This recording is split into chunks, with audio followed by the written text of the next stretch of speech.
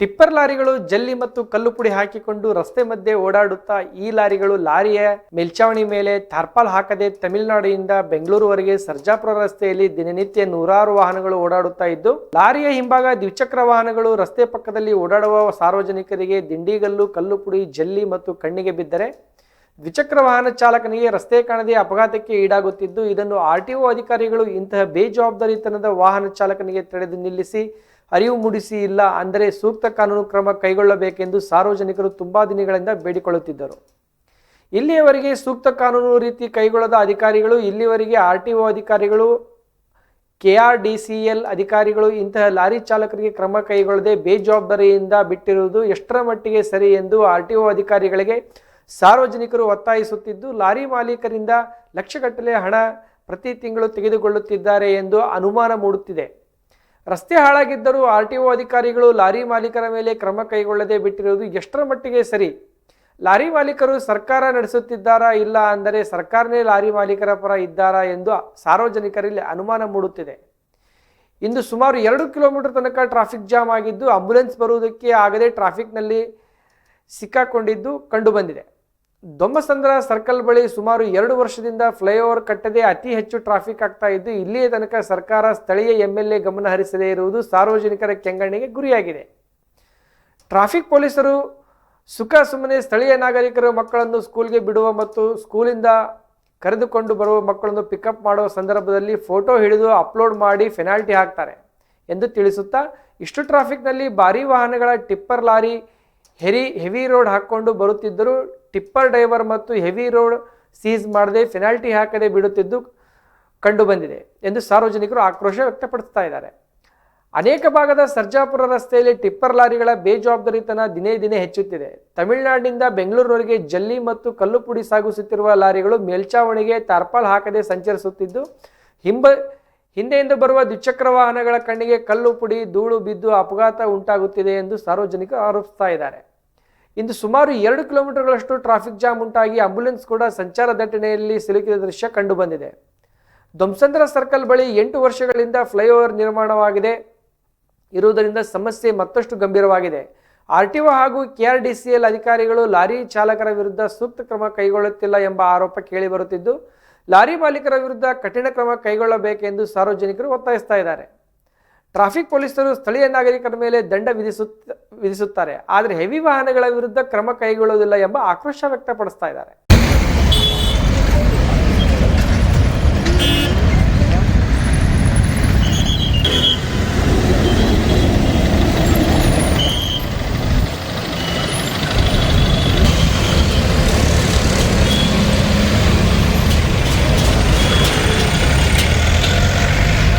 ಇಲ್ಲಿ ಇಡೇನ್ news channel ಅವರು ಒಂದು ಸತಿ ವರದಿ ಮಾಡಿದರು. ಆವಾಗ 1-2 ತಿಂಗಳು ಮುಂಚೆ ಏನೋ ವರದಿ ಮಾಡಿದರು. ಒಂದು ಸ್ವಲ್ಪ ದಿನ ಕಂಟ್ರೋಲ್ ಆಗಿತ್ತು ನೋಡಿ. ಈಗ ನೋಡ್ಬೋದು ನೀವು, ಟ್ರಾಫಿಕ್ ಸಿಬ್ಬಂದಿ ಒಬ್ಬರು ಇದ್ದಾರೆ. ಆದ್ರೂ ನೋಡಿ ಅಲ್ಲಿ 3 ರಸ್ತೆಗಳು 4 ರಸ್ತೆಗಳಿಗೂ ಒಬ್ಬರು ನಿಭಾಯಿಸೋದು ತುಂಬ ಕಷ್ಟ ಆಗುತ್ತೆ. ಆಮೇಲೆ ಈ ಹೆವಿ ಗಾಡಿಗಳಂತೂ ಲೋಡ್ ಲಿಮಿಟೇ ಅಂತೂ ಇಲ್ಲವೇ ಇಲ್ಲ. ಅದಕ್ಕೆ ಈ ಟಿಪ್ಪರ್ ಗಾಡಿಗಳಿಗೆ ಲೋಡೇ ಲಿಮಿಟೇ ಇಲ್ಲ. ಅದ್ರ ಮೇಲೆ ಟಾಪ್ ಮೇಲೆ ಹಾಕ್ಕೊಂಡು ಬರ್ತಾರೆ, ಅದ್ರ ಮೇಲೆ ಮತ್ತೆ ಅದು ಮೆಸ್ ಕಟ್ಕೊಂಡು ಬರಬೇಕು. ಅದ್ರ ಹಿಂದೆ ಬರೋರಿಗೆ ಯಾವ ಥರ ಅನುಕೂಲ ಇರುತ್ತೆ. ಅದ್ರ ಟಿಪ್ಪರ್ ಗಾಡಿಯಿಂದ ಸೋರ್ತಾ ಇರುತ್ತೆ, ಜಲ್ಲಿ ಆಗಲಿ ಮತ್ತು ಮಣ್ಣಾಗಲಿ ಸೋರ್ತಾ ಇರೋಂಥದ್ರಿಂದ ಹಿಂದೆ ಇರೋ ಗಾಡಿಗಳು, 2 ವೀಲರ್ ಆಗಲಿ ಕಾರುಗಳಿಗಾಗಲಿ ತುಂಬ ತೊಂದರೆ ಆಗುತ್ತೆ. ಯಾಕೆಂತಂದರೆ ಅದೇನಾದ್ರು ಬಂದು ಕಣ್ಣು ಬಿತ್ತು ಅಂತಂದರೆ ಎಷ್ಟು ಇದಾಗುತ್ತೆ ಅಂತಂದರೆ, ಫಸ್ಟ್ ಆಫ್ ಆಲ್ ಇಲ್ಲಿ ಇರೋದೇ ಡೆಸ್ಟು. ದೊಮ್ಮಸಂದ್ರ ಅಂದರೆ ಡೆಸ್ಟ್ ಆಗಿಬಿಟ್ಟಿದೆ. ಸರ್ಜಾಪುರ ಮುಖ್ಯ ರಸ್ತೆ ಅಂದರೆ ಡೆಸ್ಟ್ ರೋಡ್ ಅಂತ ಕೇಳ್ತಾರೆ, ಹಂಗಾಗಿ ಧೂಳು ರಸ್ತೆ ಆಗ್ಬಿಟ್ಟಿದೆ. ಆಮೇಲೆ 2 ವೀಲರ್ ಯಾರನ್ನ ಈಗ ದೊಮ್ಮಸಂದ್ರ ನಿವಾಸಿಗಳಾದರೆ ಏನೋ ಇಲ್ಲಿ ನೇಕಾರ ಮಗ್ಗದ ಸಂಬಂಧಪಟ್ಟಂಥ ವ್ಯವಸ್ಥೆಗಳೇನಾದರೂ ಬಂದು ಅದು ಇದು ಏನಾದರೂ ತೊಗೊಂಬರೋಕ್ಕೆ ಎಲ್ಲ ಲೇಬರ್ಸ್ ಏನಾದರೂ ಕರ್ಕೊಂಬರೋಕ್ಕೆ ಹೋಗೋಕ್ಕೆ ಬರ್ತಾ ಇರ್ತಾರೆ. ಅವ್ರದ್ದು ಫೋಟೋಗಳು ಇಟ್ಕೊಂಡು ಅವ್ರಿಗೆ ಪೆನಾಲ್ಟಿಗಳಾಗ್ತಾರೆ, ಅದನ್ನು ಮಾಡ್ತಾರೆ. ಸರ್ ಅದು ಮಿನಿಮಮ್ ಅಂದರೆ ಮಾಮೂಲಿ ಗೌರ್ಮೆಂಟ್ ರೂಲ್ಸ್ ಇರೋದೇ 500 ರೂಪಾಯಿ ಅಲ್ವಾ, ಅದರಿಂದ ಅದನ್ನು ಹಾಕ್ತಾರೆ. ಮತ್ತೆ ಅದು ಲಾರಿಗಳವ್ರು ನಿಲ್ಸಿದ್ದಂತ ನೋಡ್ಲೆ, ಟಿಪ್ಪರ್ ಗಾಡಿಗಳಂತ ನಿಲ್ಸಿದ್ ಸರ್ಕಲ್ ಅಲ್ಲಿ ನಿಲ್ಸಿ, ಅದು ಏನೋ ಗೊತ್ತಿಲ್ಲ ಸರ್ ನಮ್ಗೆ. ಲಾರಿಗಳು ಹಾಕೊಂಡು ಮೇಲ್ಗಡೆ ಅವ್ರು ಎಷ್ಟು ಟನ್ನೇಜ್ ಇದೆ ಅದಕ್ಕೆ ಹೆವಿ ಟನ್ನೇಜ್ ಹಾಕೊಂಡು ಬರ್ತಾ ಇದ್ದಾರೆ. ಅದರಿಂದ ಎಫೆಕ್ಟ್ ಯಾರಿಗಾಗ್ತದೆ, ಫಸ್ಟ್ ಟೂ ವೀಲರ್ ಆಗ್ತಾಯಿದೆ ಅಂದರೆ ಹಿಂದೆ ಬರೋ ದ್ವಿಚಕ್ರ ವಾಹನ ಟೂ ವೀಲರ್ ಸಂಬಂಧ ಅವ್ರಿಗೆ ತುಂಬ ಎಫೆಕ್ಟ್ ಆಗ್ತಾಯಿದೆ.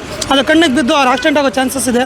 ಈಗ ಒಂದು ಆಕ್ಸಿಡೆಂಟ್ ಆಗ್ತಾ ಇದೆ ಸರ್ ಲೆಕ್ಕ ಇಲ್ಲ ಸರ್, ದಿನಕ್ಕೊಂದು 2-3 ಆದರೂ ಪಕ್ಕ ಆಗುತ್ತೆ ಇಲ್ಲಿ. ಪ್ರಾಣಹಾನಿ.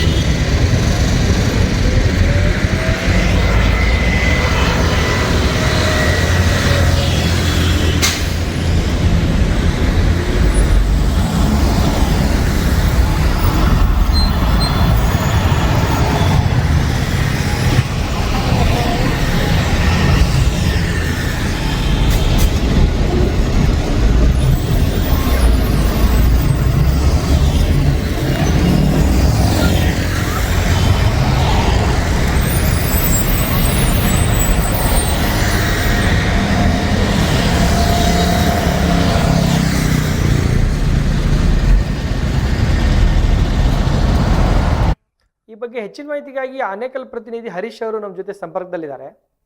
ಹರೀಶ್ ಅವರೇ, ಈ ಬಗ್ಗೆ ಹೆಚ್ಚಿನ ಮಾಹಿತಿ ಏನಿದೆ? ಸರ್ ನಮಸ್ತೆ. ನಾವು ಆನೇಕಲ್ ತಾಲೂಕು ಕರ್ನಾಟಕ ರಾಷ್ಟ್ರ ಸಮಿತಿ ಪಕ್ಷದ ಉಪಾಧ್ಯಕ್ಷ. ಸರ್, ಮೊದಲನೇದಾಗಿ ತಮ್ಮ ಈಡನ್ ನ್ಯೂಸ್ಗೆ ಮೊದಲನೇ ಧನ್ಯವಾದ. ಯಾರೊಬ್ರು ಇಂಥ ನ್ಯೂಸ್ಗಳನ್ನ ಪ್ರಸಾರ ಮಾಡ್ತಾ ಇಲ್ಲ.